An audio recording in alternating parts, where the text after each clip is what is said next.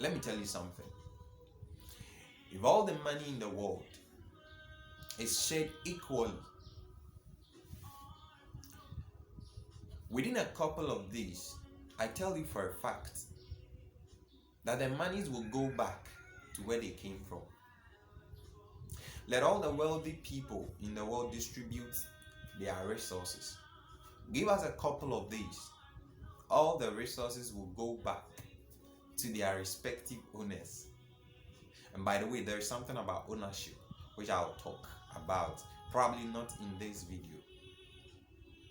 So the point I'm making here is that the reason why these resources will go back to their respective owners is because the people, or a larger number of these people that we have today, do not have the understanding and of the management systems that will help us to sustain what we have. So don't be surprised that we waste our resources.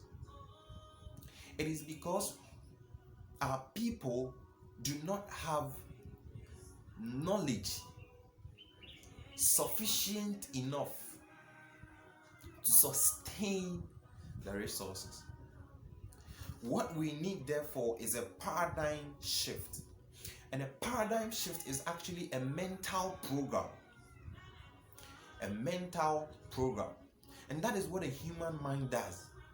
So you can think of your mind as a software that functions according to a program.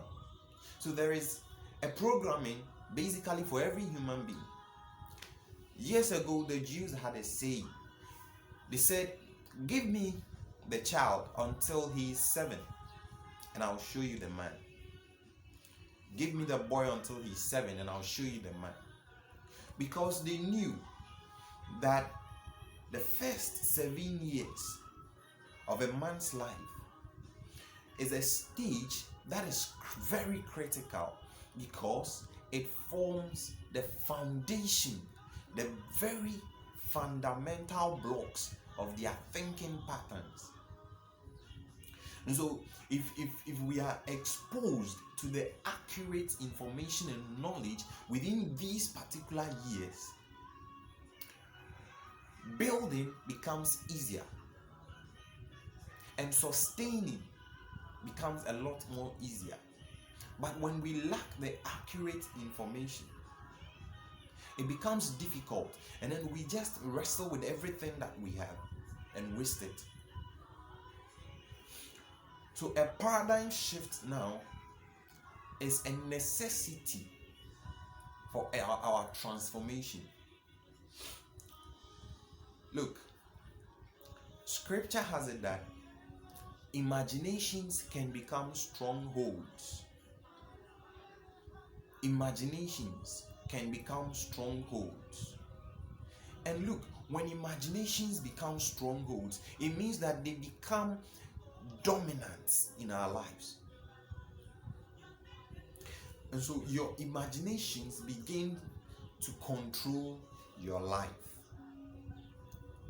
because your actions are sourced from your imaginations and your thoughts.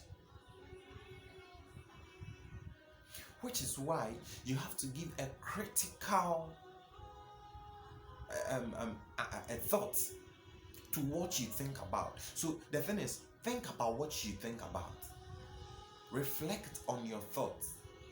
Are they in the right direction? What is your thought about money? What is your thought about family? What is your thought about relationship? What is your thought about education? You see, your imaginations are actually your own preview of life. They are your definitions of life.